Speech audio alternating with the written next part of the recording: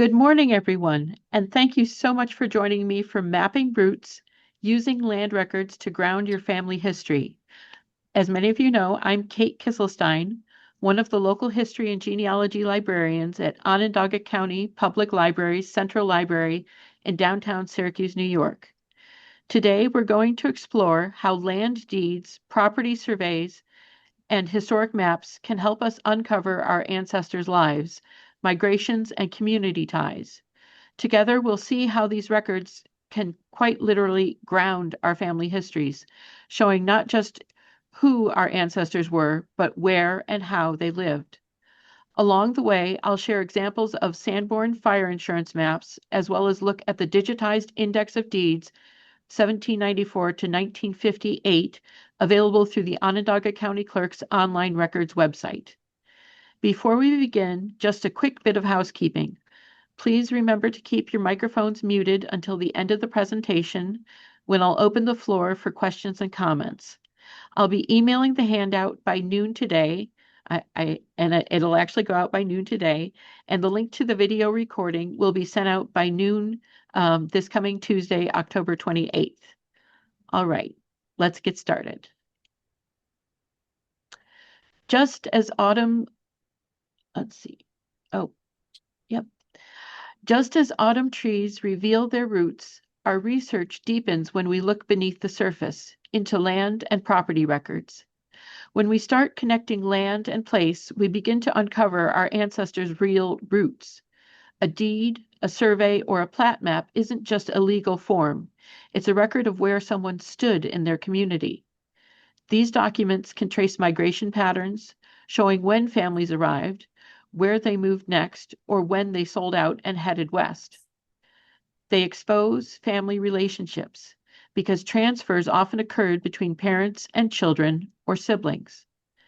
And they reveal community context, the neighbors, businesses, and institutions that shaped everyday life. Land records turn names on a page into people with real homes, real neighbors, and real choices about where and how they built their lives. So now that we understand why these records matter, let's take a quick look at the different types you might encounter and what each can tell us. When we talk about land and property records, we're really talking about layers of documentation that together tell the story of ownership and change. Most of you are probably familiar with deeds, which record who bought or sold land. But there are also mortgages, tax rolls, plat maps, and probate files that reference real estate. Each one captures a different stage in a property's life cycle, from acquisition to transfer to inheritance. For genealogists, the value lies in connecting these layers. A tax roll might identify when a family first appeared in a town. A mortgage could show relationships between relatives acting as co-signers. A plat map might place a farm next to an in-laws. By comparing these records, you begin to see the story of a community unfolding around your family. And when you start piecing those layers together, the picture that emerges goes far beyond land ownership. It begins to tell you why your ancestors lived where they did and what those choices reveal about their lives. Once you've gathered several types of property records, the patterns start to appear. Land records are more than proof of ownership. They're snapshots of family and community life. They trace migration patterns, showing when families arrived or when they moved west. They expose family relationships, like parents deeding property to children or siblings dividing inherited land. And they provide community context, revealing who lived nearby and how neighbors often became business partners or in-laws. Here's one example of what a land record can reveal beyond names and dates. The 1812 document transcribed here records Clarissa Noyes granting power of attorney to Paul Cornell so he could secure title to land once held by her father, William Noyes, soldier in the late war. And In just one short passage, we see a family connection, a reference to military service, and the transfer of property rights, all pieces that tell us something about lineage, community, and the lives that shaped by early American history. It's a beautiful reminder that every deed or conveyance can hold clues to both ancestry and story, one that census and vital records alone can't capture. Of course, these patterns become much clearer when we can see them, and that's where maps come in. Maps let us anchor these transactions in the real world and visualize how our ancestors' surroundings shaped their stories.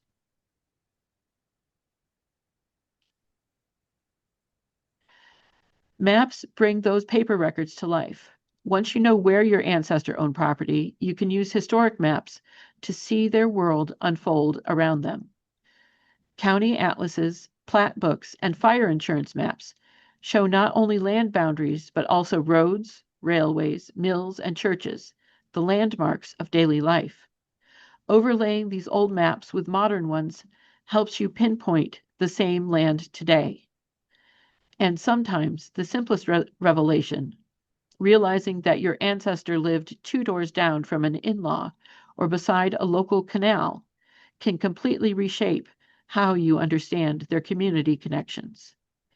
And of all the historic map types, there's one that's particularly rich in local detail, the Sanborn fire insurance maps. These give us a front row seat to the evolution of entire neighborhoods. Sanborn maps were originally created between the late 1800s and mid 1900s for fire insurance purposes, but for genealogists and local historians, they're a goldmine. They show building footprints, street names, and even construction materials, helping us see what our ancestors' neighborhoods looked like. In places like Syracuse and Baldwinsville, they reveal not only how individual properties changed, but also how entire communities evolved. By pairing Sanborn maps with deeds, we bridge legal ownership and lived experience. They help us step into the streets our ancestors once walked. And speaking of deeds, that's the perfect segue into one of our most valuable local tools for exploring property history right here in Onondaga County, the County Clerk's digitized index to deeds. This online resource is a gift to anyone researching Central New York families. The Onondaga County Clerk's online index to deeds is divided into 8 chronological series, starting all the way back in 1794 and continuing through 1958. What's interesting is that the earliest series covers quite a long stretch, from 1794 to 1870, while the later ones get narrower, reflecting how much more land activity there was as the county grew. For genealogists, this setup is invaluable. If you know roughly when your ancestors lived in Onondaga County, you can go directly to the most relevant index range instead of scrolling through 160 years worth of records.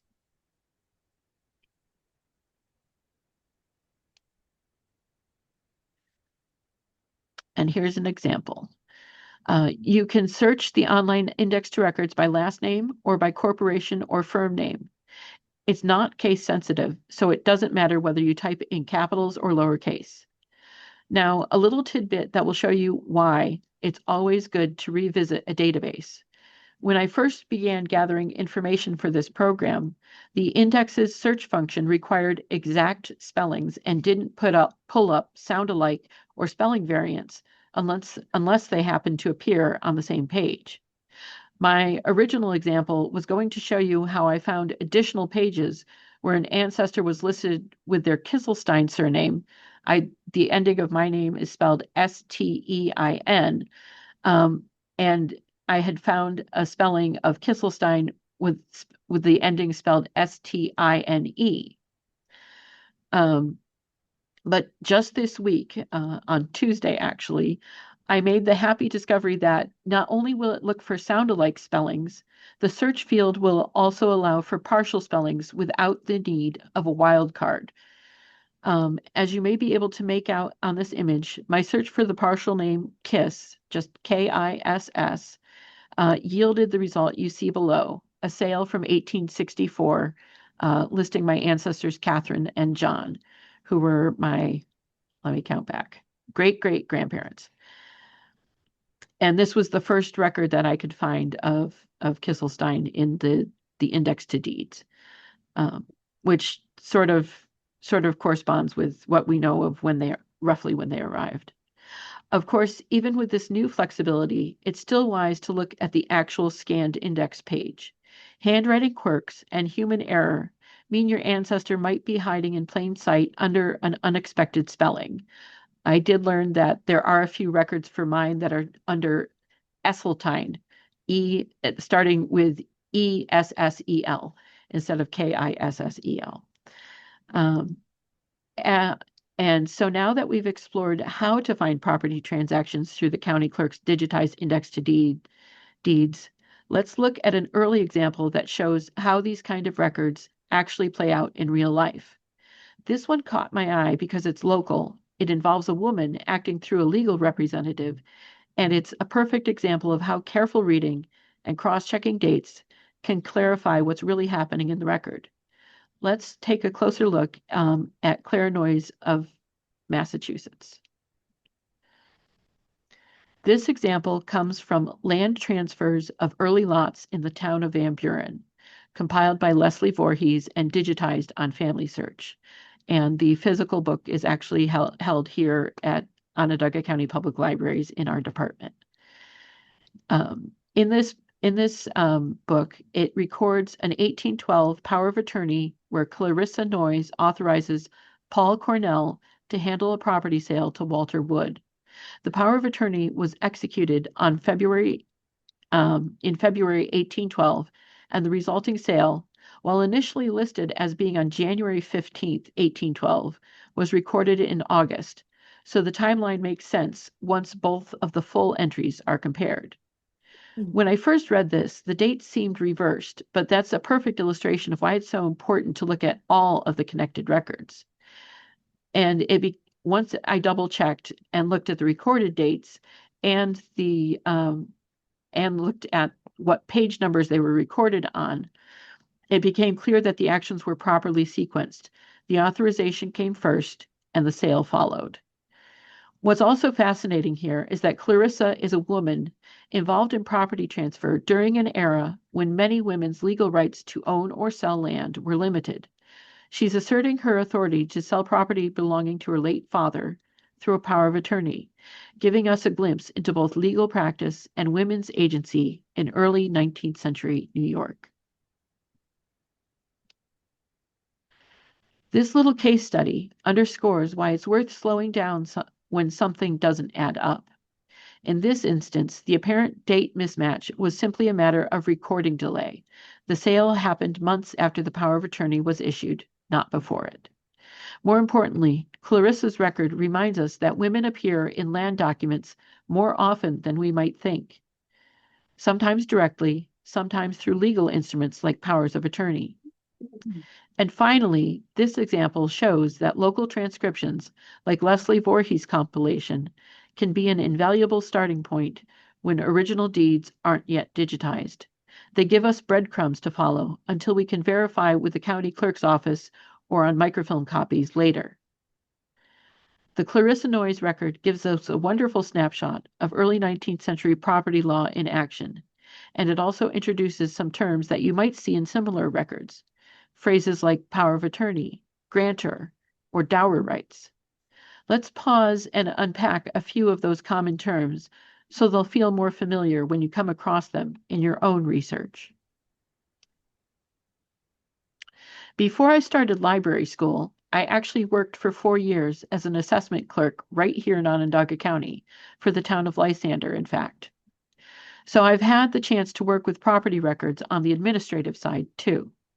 When I first began exploring genealogical use for these same records, I was surprised by how many terms and notations carried over from older documents. Some I recognized from modern deeds, and others I had to learn along the way. So let's take a quick look at some common terminology you might encounter in your searches. Sorry. Grantor and grantee the seller, grantor, and the buyer, grantee, in a deed transfer. Lieber and Page. This is the book and page number where the record is founded, and Lieber for book, just think library, where the books are. Consideration, the amount of money or value exchanged in the deed. And some early transfers, you will see the amount is listed as pounds instead of dollars because, of course, the currency hadn't been developed yet. Meets and bounds, a system describing land by natural features, measurements, and directions, which is common in early New York deeds. Tract index, a property-based index organized by parcel rather than by name.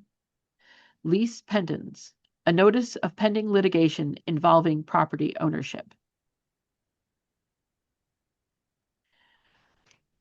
And when I worked as an assessment clerk, I processed many quitclaim deeds.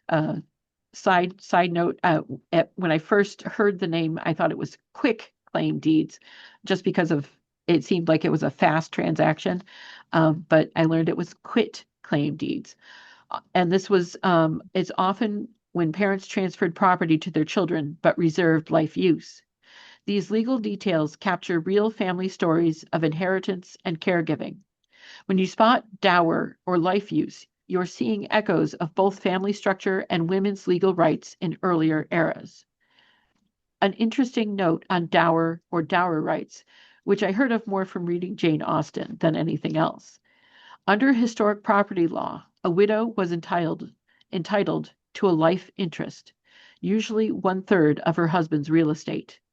Because of that, you'll sometimes see her name listed in a deed alongside his, specifically releasing her dower rights. It's one of those clues that tells us both about the family structure and about the legal status of women in that era. Now that we've decoded some of the language you'll see in deeds, words like quitclaim, which transfers whatever interest the grantor holds without guaranteeing clear title, warranty deed, which guarantees clear title and protection against future claims, and dower rights, and life estate or life use. The next question is where to go looking for these records in the first place. Now that we've explored what land records can tell us and how to interpret them, let's walk through the most common sources you can explore, both online and in person. The county clerk or recorder offices are your first stop. That's where original deeds, mortgages, and tract indexes are recorded. Many are digitizing their older volumes, like Onondaga County, but plenty of treasures still live in bound books or microfilm drawers. The Family Search Catalog is another essential tool. Even if the records aren't fully digitized just yet, the catalog entries will show what exists and where. You can often view indexed volumes from home or visit a family search center or affiliate library, which Central Library is an affiliate library, for access to restricted images. For federal land states, mostly west of New York, the Bureau of Land Management's General Land Office Records site provides searchable patents and plats online. Don't forget state archives and historical societies. They sometimes hold early surveys, land grants, and maps that predate county formation. And finally, check local libraries and genealogy centers, like ours here at OCPL. We often hold specialized local maps, transcriptions, or abstracted deed books that haven't made it to larger online platforms yet. So, those are your main entry points for land and property research, whether you're starting online or planning an in-person visit. To wrap things up, let's take one last look at how these records all tie together, and then I'll open the floor for questions and comments. As we close, I hope today's session has shown you that land and property records are far more than dry legal documents. They're stories of migration, inheritance, and the communities our ancestors helped to build. Just as autumn trees reveal their roots beneath the color and change, our research deepens when we look beneath the surface of the census and vital records to the land itself. These documents anchor our ancestors in both time and place, reminding us that history isn't abstract, it's geography with memory. Whether you start with an old deed, a Sanborn map, or an index entry, each step you take adds another layer to your understanding of the past. And with every discovery, you're not just tracing property lines, you're tracing family lines. Thank you so much for joining me today. I'd love to hear your thoughts or questions or your own stories of how land records have helped you map your roots. And I will come back to this slide, but I did want to let you know that our uh, next up we'll have the OCPL genealogy group on a special date, which is Friday, November 14th. This is to better accommodate those who might be traveling to family or friends for Thanksgiving. Um, and this is again will be this is to explore creative ways to showcase our family tree in meaningful ways, and it will also include practical sharing tips, um, uh, including some different pot ideas for potlucks, and I will be sharing some recipes from my own family at, at that time. So I can leave this up, and you can go ahead and uh, I'll go share. first. You'll go first. Okay, Yeah. wonderful. So Paul Cornell, I asked him my first question, is that her son-in-law or nephew? Obviously, you later answered the question, her attorney. Yeah. So that takes care of that. My second question, on the Onondaga County Clerk's Index to Deeds, I noticed that I had to subscribe to get something. Why don't I just take a screenshot? What do I get by subscribing? Subscribing for they are working on getting the historic deeds digitized as well as the index. So right now the deeds only go from roughly 1959 up. You're to subscribe, you're able to actually view deeds and other records.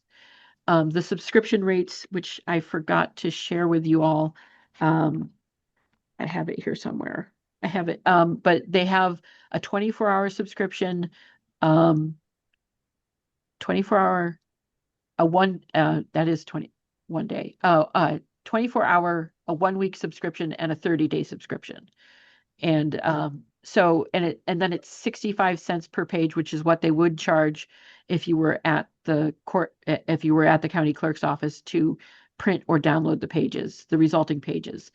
They also do have, if you do a search for property, they do have a lot of maps. I used to look at old maps all the time when I was an assessment clerk, and because I just loved looking at maps to do when I was working on my genealogy.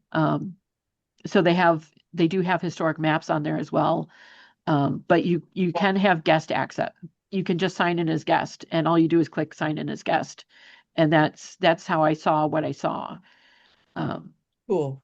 yeah, So then I have a third question. sure. So in newspapers, I can see some of my family members, not close members, but anyway, some people in my tree have had foreclosures. They've had sheriff sales. I would look up by their name and I'd see that they were foreclosed on, or I just go through and skim about the time of the auction and find out who got their place. You could the other thing is there are more categories in that index to deeds that I didn't go through, but because there's about 10 categories aside or there's 9 other categories aside from the deeds. And they have the lease pendants, the ones that have litigation on them. There I did find mention of um, sheriffs taking over, and there's also 2 different kinds for miscellaneous records. But you can go through and if you type in it, when you type in even just the partial name, it will hold, it will stay in that field. So you can just keep dropping down in the different categories and it'll do the searches. Cool. Um, Thank you. yep. Kate, Yes. this is Corey. Oh, I want hi. to say that you were especially the beginning and the end of your presentation with explaining why land records could be important. I thought, oh, wow. I wouldn't have been able to explain it myself, but I Oh, just knew that land records were important, and you articulated it so well. I was like, that's it. That's it. Oh, I want a printout of that explanation. Yes, I do. Yes, I do. okay. Thank you. Sure. Kate, I have a comment to make. Oh, I have found three sources that I don't believe you mentioned. oh, One, I've noticed a lot of land records on Family Search full text search. So if you just put a surname in, you seem to get an awful lot of land records on that. And these are, a lot of them, I think, are unindexed records on Family Search. okay. The other Yes. thing, the other thing I think you and I talked about this a while back, maybe a year ago or so, is that Syracuse University seems to have quite a few um, um, maps on their library website. Um, Remember, I was looking for some land records Oh, yes. and and I was poking around and I found a bunch of maps that they had that you had or you hadn't put online yet that Mhm. Syracuse University had. The third source is Dave Rumsey's Oh, yes, I did. map site. And I just thought of a fourth one. The Library of Congress has tons and tons and tons of the fire insurance maps on their website. Yes, and I should have said that's where I actually got some of the maps that I used, was the Library of Congress website. Linda, you have your hand raised? Yeah, Kate, I've seen some deeds that list they say, the sale is in consideration of $1. Yes. And they don't list, they didn't, I'm assuming the property is worth more than $1. What does that mean actually? That is typically, at least when I was working as an assessment clerk, I would typically see that when it was usually going into life use for the parents or life use for whoever the current owner was, or transfer between family members. Okay. So it's a registration fee? It was because the property had to have a value to it for the transfer. So it's like the minimum charge kind of thing. They couldn't just like give them the property outright. There had to be a fee attached. So at least that's the way it was explained to me. It's like they have to sell it for something, and so the cheapest they could sell it for was $1. And that was the thing with the quit claim deeds, is that typically we would see that it was just $1. And then I think because sometimes at least in our day and age, there's fees associated with the sale price, like it's a percentage of the sale price. And so if it's $1, you're only paying like, whatever the percentage is, it's like maybe you're paying $1.25 to file the whole thing, and that's it. Does that help? Yeah, yes, I'm trying to think where I've actually seen those and whether it was an obvious um, relationship exchange or not. And I'm Oh, yeah. drawing a blank at the top, right at the moment, but I'll take that into consideration when I reread those deeds. Oh, yeah. Oh, hi, Molly. Hey, Kate, Yeah. this is Cheryl. Oh, hi, Cheryl. I just wanted to add to what was previously said about finding these deeds on Family Search.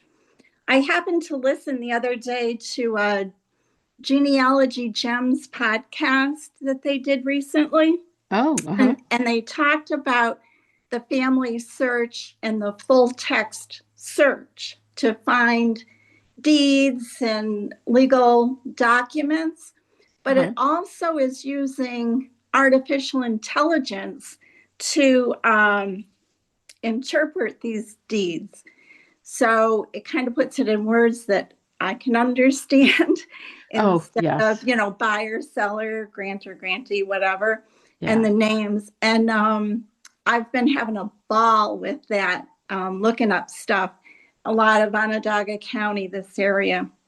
Yeah. And it's Genealogy Gems. It's their episode 299. And it gives a great explanation. And I found a lot of good information there. Now I got to find the maps so I can pinpoint now where all these locations were. But yeah, I just want to throw that out there. Yeah. Thank you. Yes. Okay. Hi, Molly. Should You I had your hand go? raised? Yeah. Well, I was going to say that the maps, especially Sanborn, because they do them over a period of several years. Sometimes, you're looking at ancestors' homes that have been torn down. They just don't exist anymore. So the only place they do exist is on these maps. And you can actually see them being developed. If it's a city, there may be property items added to the property. It starts out with a house. Now there's a barn, there's, horses, whatever. But, you really get to see kind of the life of the person through these maps, when if you went to the location, there'd be nothing there, And urban renewal, I have some relatives in Baltimore, like their whole block was torn down for a highway, that kind of thing. Oh, yes. But because the maps are existing, you can see what the composition of the house was, how tall it was, were there other residents there, that kind of thing. Yeah. So it's really helpful in picturing your ancestors' lives, even if what existed at the time doesn't exist anymore. It's still there on these maps. That's it. Yeah, wonderful. I think in my situation, it's all out in the country. So there weren't any Sanborn maps that I'm aware of, out in the country. The only thing it mentions in the deeds is former Onondaga Indian Reservation land, So I'm working with that, and neighbors, if I can find, more those names for neighbors. So any ideas where I can pinpoint that? I know we have a lot of map atlases here at Central that that we could look at, and we've got a lot of maps on microfilm as well. Because I remember coming across one map. There were a couple maps that I saw either on New York Heritage or Library of Congress, because I was using both to look up different maps for this, that showed the Onondaga Reservation in the area, so it was, for the county, and then it had the different parts laid out. I believe I was looking for the military tract map at that point. Okay, I've got like lot numbers, so it would probably have those lot numbers on the map. Yeah. Okay. Yeah. I'm going to have to come down and visit you. Yeah. Well, we can see what we've got. Yeah. Yeah, thanks. Okay. Kate, Yes. two things about the Onondaga County Clerk's Index to Deeds. Mm-hmm. One is that I didn't know that they were online. And so my husband and I went down to the county clerk's office and hefted those huge books. Oh, yes. That was quite the experience. And the second thing is that in those books, I discovered something very big to me and to my husband, and that is, as another participant was bringing up about a foreclosure. Yes. It hadn't been mentioned in our family history at all, but it had to have affected my family tremendously. And it was in those books. Oh, yeah. Oh, okay. Yeah, and that's the thing is, like, with Clarissa Noyes in those books, it does say that, her they have a space for notes on there. So hers does list that the sale is by attorney. So it must be in there. I'll have to keep digging through those books online. I've got a question for Corey. I'm just wondering, what did you learn about the bankruptcy other than it happened? Janine, I didn't learn anything else, but um, other than the realization of, oh my goodness, my relative had been very prominent in Syracuse, and then to go through a foreclosure must have been devastating. Oh, yeah. Yeah. The rumor among my grandmother's siblings was that her brother gave the house to one of his wives when he divorced her. No, it was a foreclosure. And they must have just like been so embarrassed that they let that be the story. Yeah. Because he'd inherited it from the parents. So all the siblings, there were 6 sisters and a brother, were like, oh boy, they left him the house and then he gives it to the ex-wife. No, worse than that. Yeah. Oh boy. Wow. They didn't manage their money. Kate, I think the other thing that I found with using the fire insurance maps and plat maps is I know my grandparents both lived fairly close to each other, and to actually be able to see that, helps you to understand. Oh yeah, that's how they got to know them. Oh, yeah. And also very often you'd find relatives very close in close proximity to each other. So I found like the father and mother, and next door maybe it was one or two of the siblings, or children, or cousins or aunts or uncles, and also I'm thinking back in the 19th century, people wanted to be near everything in the community. So they were, and it helps you also to figure out, say you're trying to find birth, marriage, death records. When you actually look at the people on the plat map or the fire insurance maps, you'll say, oh, that must be the church they went to. Oh, right. Because in those days, people went to the church, and for the most part, they went to the church in their community. So whether it be, the German church or the Irish church, or the Jewish temple, or whatever, they went in their community. So I found that to be very useful. And I've also downloaded a bunch of these maps, specifically when they show the parcel that my great great grandparents lived on and has their name right on the parcel. um and I've put that on my family tree so that somebody will go back and say, oh, okay, now I see it, Oh, yeah. What a great and idea. apropos to that, my great grandfather died in 1878, like 50 years old, of tuberculosis consumption.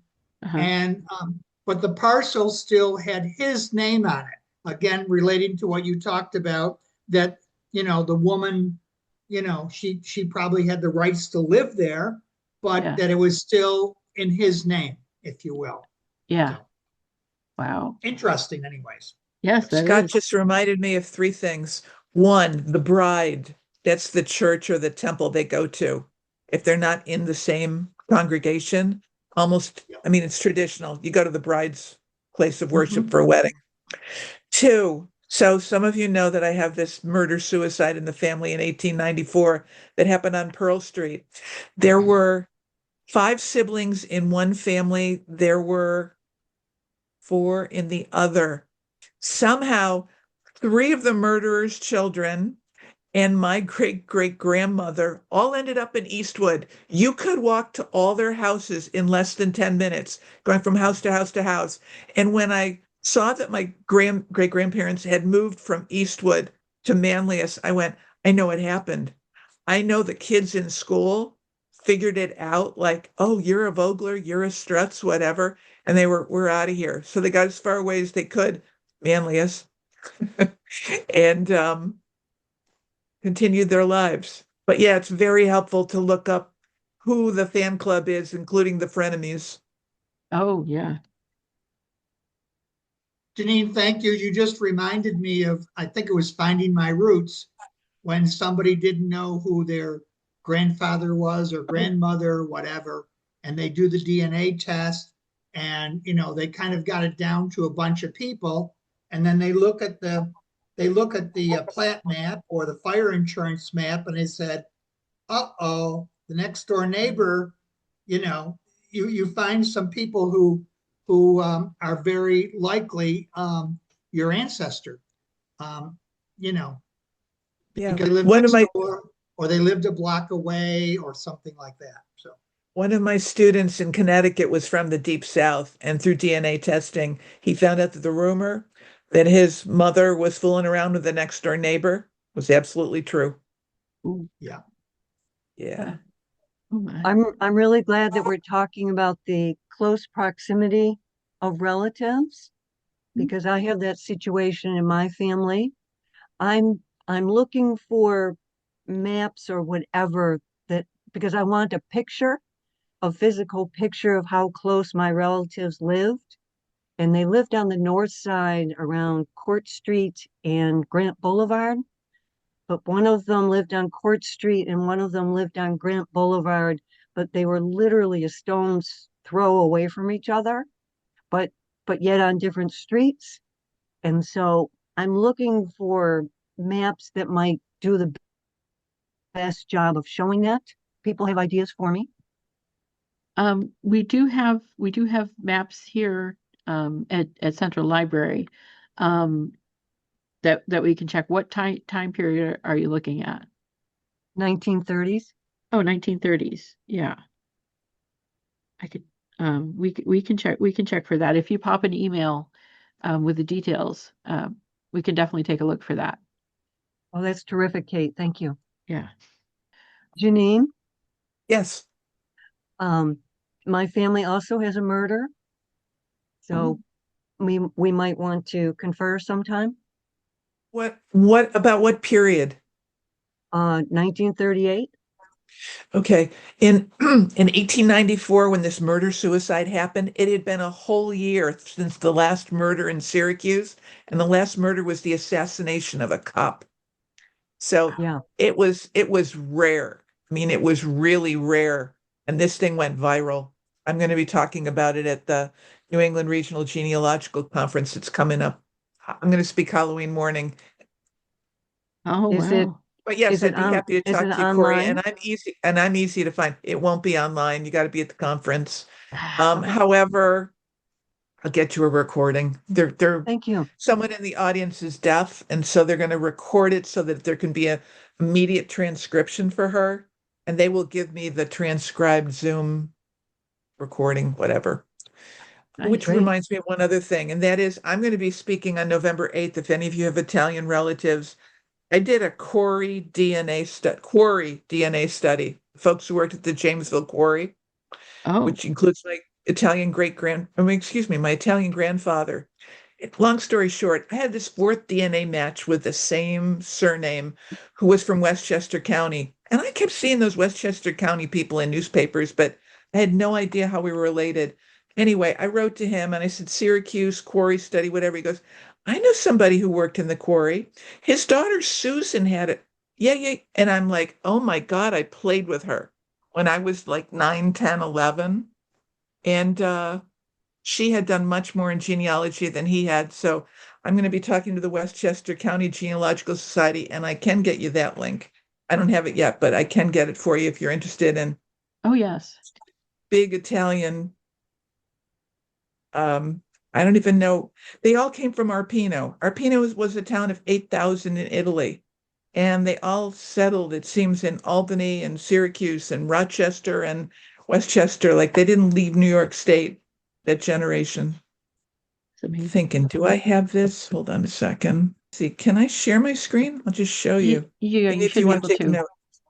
Okay, cool. Here we go. Again, I don't have the Zoom link yet, but will we talk again before November 8th? No, we won't. No, but I can make sure I send it out. Okay. Or if they've got one on their site. Yeah, if not, you can all find me, Janine Bjork. I'm easy to find on the web because I have a website, I have a Facebook page. I used to do Twitter, but done. Yeah. Anyway, it's it's amazing to me that this guy didn't know what he had. He had something that a priest had drawn up that had his family back to like 1500 with siblings and spouses and stuff that was done in this very interesting way. So then I knew how we were related. We were related through my maternal quadrinis. Two quadrinis married each other in early 1800s. And it was like, oh yeah, that's how we're related. And it just opened up the world for me. Because who does their maternal line? You do the paternal first, it's easier, the names, the stuff, the whatever. I never would have gotten around to what this priest had done for one of his family members. And again, he didn't really understand what he had. It's gold. Were there any other questions or comments?